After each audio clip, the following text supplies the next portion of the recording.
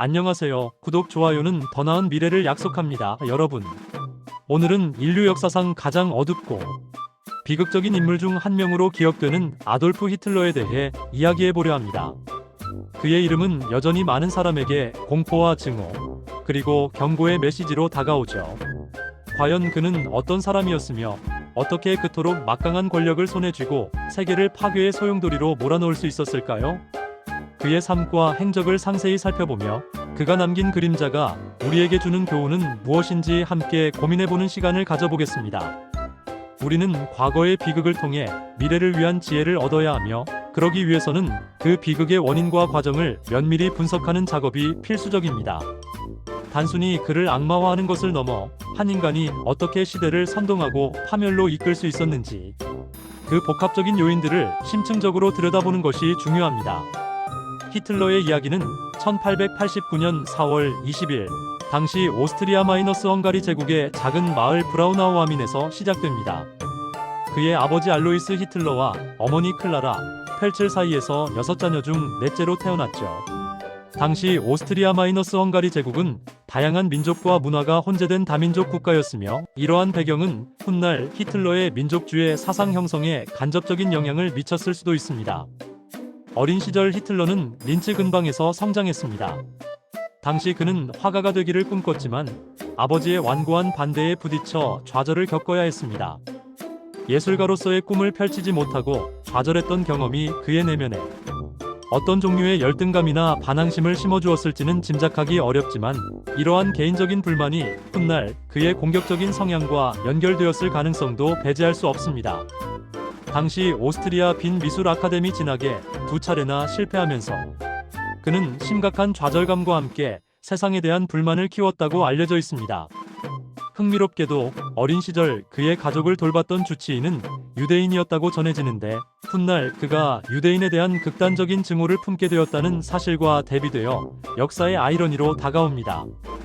그의 어린 시절과 청년기는 실패와 좌절, 그리고 사회에 대한 불만으로 점철되어 있었으며, 이러한 경험들이 훗날 그의 극단적인 정치 사상을 형성하는데 일정 부분 기여했을 것이라는 분석이 많습니다. 그의 삶이 급변하기 시작한 것은 제1차 세계대전이라는 거대한 역사적 격변기였습니다. 1914년 히틀러는 독일군에 자원 입대하여 서부 전선에서 복무했습니다. 오스트리아 국적임에도 불구하고 독일에 자원 입대했다는 사실은 그가 이미 당시부터 범게르만주의에 심취해 있었음을 보여주는 증거입니다. 전쟁의 참혹함 속에서도 그는 용감하게 싸웠고 제1차 이프르 전투, 솜 전투와 같은 주요 전투에도 참전하며 2급 및 1급 철십자 훈장을 수훈받을 정도로 뛰어난 군인 정신을 보여주었습니다. 전방에서 병사로 복무하며 그는 전쟁의 광기를 직접 경험했고, 이는 그의 세계관과 가치관에 지대한 영향을 미쳤을 것입니다. 하지만 전쟁의 상흔은 그에게도 깊이 남았습니다. 전쟁 중 독가스에 노출되어 일시적으로 시력을 잃고 후방으로 배치되기도 했죠. 이 경험은 그에게 큰 충격과 함께 독일 민족주의에 대한 강한 신념을 심어주었을 것으로 추정됩니다. 그는 패전 후 독일이 겪었던 굴욕감을 누구보다 강하게 느꼈고, 이는 훗날 그가 독일에 대한 배신감을 느끼게 되는 한 가지 원인이 되며 독일에 대한 복수심을 불태우는 계기가 됩니다. 제1차 세계대전의 패배는 독일 사회 전체에 깊은 트라우마를 남겼고, 히틀러는 이러한 사회적 불안과 민족적 굴욕감을 자신의 정치적 동력으로 활용할 준비를 하고 있었습니다. 전쟁이 끝난 후 패전국의 혼란 속에서 히틀러는 정치 활동에 발을 들여놓게 됩니다. 1919년 그는 독일 노동자당 DAP, 즉 훗날 나치당의 전신이 되는 조직에 가입합니다.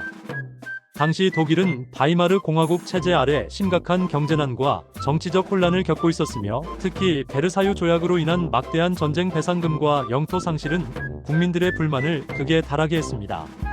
이러한 상황 속에서 히틀러는 대중을 사로잡는 카리스마와 설득력 있는 웅변술로 빠르게 당내 입지를 다졌고 1921년에는 나치당의 당대표로 임명되기에 이릅니다. 그는 베르사유 조약에 대한 불만, 그리고 독일 민족의 우월성을 강조하는 인종주의적 사상 등을 앞세워 혼란에 빠진 민심을 파고들었습니다. 그의 연설은 단순한 주장을 넘어 대중의 감정을 격동시키고 숨겨진 분노와 좌절감을 표출시키는 강력한 힘을 가지고 있었습니다.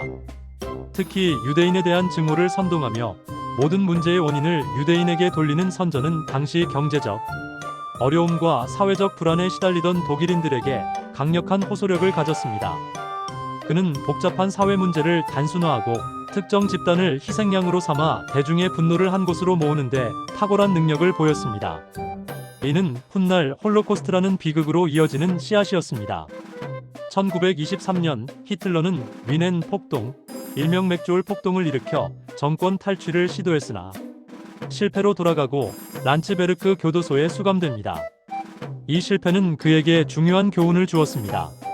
폭력적인 쿠데타가 아닌 합법적인 방법을 통해 권력을 장악해야 한다는 사실을 깨달은 것이죠. 이는 그의 정치 전략에 있어 중대한 전환점이 됩니다. 교도소에 수감되어 있는 동안 그는 자신의 정치적 신념과 계획을 담은 자서전이자 정치 이념서인 나의 투쟁민 캠프프를 집필했습니다. 이 책은 훗날 나치당의 바이블이 되었고 그의 사상과 정책의 청사진 역할을 했습니다. 나의 투쟁에는 게르만 민족의 우월성, 반유대주의, 레벤스라움 생활 공간 확장론, 그리고 공산주의에 대한 증오 등 그의 핵심 사상들이 명확하게 담겨 있었습니다. 이 책은 그가 출소 후 권력을 잡는 데 있어 이론적 기반을 제공했으며 전 세계에 그의 극단적인 사상을 전파하는 도구가 되었습니다. 출소 후 히틀러는 합법적인 틀 안에서 권력을 잡기 위한 전략을 추진합니다. 그는 대중선동과 선거운동에 집중하며 나치당의 세력을 확장했고 독일의 총리 자리를 노렸습니다. 당시 독일 사회는 경제 대공황으로 인한 실업률 급증과 극심한 인플레이션으로 불안정했으며 이러한 혼란은 히틀러와 나치당이 성장할 수 있는 비옥한 토양이 되었습니다. 그는 대공황으로 고통받는 국민들에게 희망을 제시하며 강력한 리더십을 약속했고 이는 많은 이들의 지지를 얻는 결과를 낳았습니다. 그리고 마침내 1933년 1월 30일 아돌프 히틀러는 독일 총리로 임명됩니다. 당시 보수 정치인들은 히틀러를 통제할 수 있다고 오판했지만 이는 엄청난 착각이었습니다. 이후 그는 교묘하고 잔혹한 수법으로 민주주의를 파괴하고 독재 체제를 구축해 나갔습니다.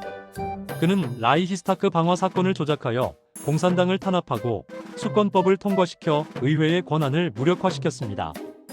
1934년에는 대통령직을 폐지하고 피로 FHRER, 즉 지도자라는 칭호를 얻으며 나치 독일의 독재자가 됩니다. 그는 바이마르 공화국의 민주적 제도를 무너뜨리고 나치즘에 기반한 전체주의 국가를 수립했습니다.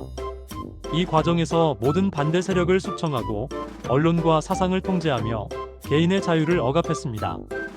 특히 비밀 경찰 게슈타포를 통해 국민들을 감시하고 공포 분위기를 조성함으로써 반대 세력의 싹을 완전히 잘라냈습니다. 그의 통치는 하나의 민족, 하나의 제국, 하나의 지도자라는 슬로건 아래 극단적인 민족주의와 전체주의를 지향했습니다. 권력을 완전히 장악한 히틀러는 자신의 야망을 실현하기 시작합니다. 그는 적극적인 경제 정책을 통해 독일 경제를 부흥시켰고 이는 많은 독일인에게 희망을 주며 그의 지지 기반을 더욱 공고히 했습니다. 특히 아우토반 건설과 군수 산업 발전을 통해 실업률을 낮추고 경제 활동을 활성화했습니다. 하지만 이러한 경제 부흥의 이면에는 군비 확충을 통한 전쟁 준비가 있었습니다. 그는 베르사유 조약에 대한 불만과 복수심을 끊임없이 자극하며 독일 민족의 영광을 되찾아야 한다는 인종주의적, 팽창주의적 사상을 전파했습니다. 그는 레벤스라움의 리비 ENSRAUM 생활공간 이론을 주장하며 동유럽으로의 영토 확장을 정당화했고 이는 필연적으로 주변국과의 갈등을 야기할 수밖에 없었습니다. 그의 외교 정책은 끊임없는 도발과 침략으로 일관되었으며 국제사회의 경고를 무시한 채 오스트리아 병합, 체코슬로바키아 점령 등 팽창주의적 행보를 이어갔습니다. 결국 그의 광기는 1939년 9월 1일 폴란드 침공을 계기로 제2차 세계대전이라는 인류 역사상 최악의 전쟁을 일으켰습니다. 유럽을 넘어 전 세계를 휩쓴 이 전쟁은 약 6천만 명의 목숨을 앗아갔으며 전 인류에게 돌이킬 수 없는 상처를 남겼습니다.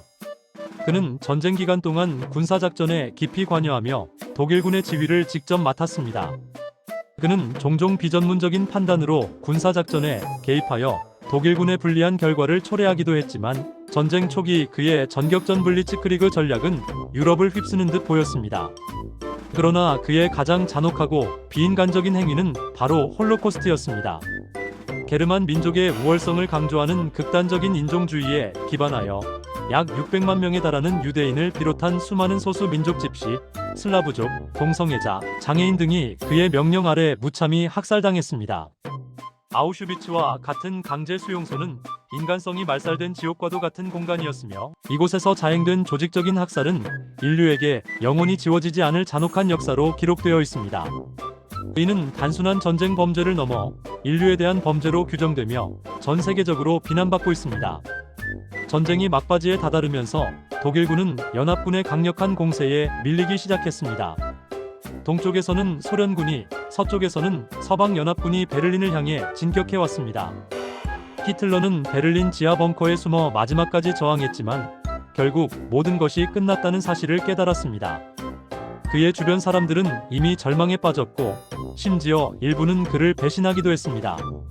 그리고 1945년 4월 30일 그는 소련군이 베를린 중심부까지 진격해 들어온 상황에서 그의 오랜 동반자 에바 브라운과 결혼식을 올린 지 채 이틀도 되지 않아 베를린 지하 벙커에서 자살로 생을 마감하며 그의 잔혹한 독재와 비극적인 역사에 막을 내렸습니다. 그의 죽음과 함께 나치 독일은 완전히 붕괴되었고 제2차 세계대전은 유럽에서 종지부를 찍게 됩니다. 그의 시신은 소련군에 의해 발견되지 않도록 불태워졌다고 알려져 있으며 그의 죽음은 전 세계에 큰 안도감을 주었습니다. 히틀러의 생애는 이처럼 파란만장했지만 그의 개인적인 면모에 대해서도 여러 가지 이야기가 전해집니다. 어떤 이들은 그가 실제로는 소심하고 내성적인 성격이었다고 평가하기도 하며 대중 앞에 나설 때와 사석에서의 모습이 극명하게 달랐다고 증언하기도 합니다. 이는 그의 이중적인 성격 또는 극단적인 자기 통제력을 보여주는 단면일 수 있습니다. 또한 채식주의 식단을 선호했으며 동물 애호가였다는 설도 있는데 이는 그가 자행한 대규모 학살과 대비되어 더욱 아이러니하게 다가옵니다. 그의 개인적인 기호나 성격적 특징들이 그의 정치적 행보에 어떤 영향을 미쳤는지는 복잡한 심리적 분석을 필요로 합니다. 또한 제1차 세계대전 중 그를 죽일 기회가 있었음에도 살려준 영국군 병사가 있었다는 이야기도 전해지는데 만약 그 순간 역사가 바뀌었다면 어땠을까 하는 질문을 던지게 합니다. 만약 그 병사가 방아쇠를 당겼더라면 인류 역사는 완전히 다른 방향으로 흘러갔을지도 모릅니다. 이러한 가정은 역사에서 만약이라는 질문이 얼마나 무의미하면서도 동시에 상상력을 자극하는지 보여줍니다. 아돌프 히틀러의 이야기는 우리에게 많은 것을 시사합니다.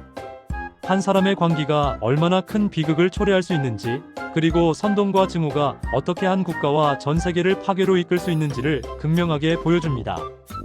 그의 독재와 홀로코스트는 인류가 결코 잊어서는 안 될 역사적 교훈이며 우리는 그의 행적을 통해 민주주의의 소중함과 인권의 중요성을 다시 한번 되새겨야 할 것입니다. 또한 우리는 어떤 시대적 배경과 사회적 불안이 한 개인의 극단적인 사상과 결합하여 그토록 거대한 파괴를 가져올 수 있었는지 깊이 성찰해야 합니다. 역사는 반복된다는 경고를 잊지 않고 특정 민족이나 집단에 대한 혐오와 차별이 얼마나 위험한 결과를 초래하는지 항상 기억해야 할 것입니다. 개인의 존엄성과 다양성이 존중받는 사회를 만들기 위한 노력은 우리 모두의 책임이며 히틀러의 비극적인 역사는 그 중요성을 끊임없이 상기시켜주는 살아있는 교훈입니다. 오늘 이 시간을 통해 그의 삶과 그가 남긴 유산에 대해 깊이 생각해 볼 수 있었기를 바랍니다. 감사합니다.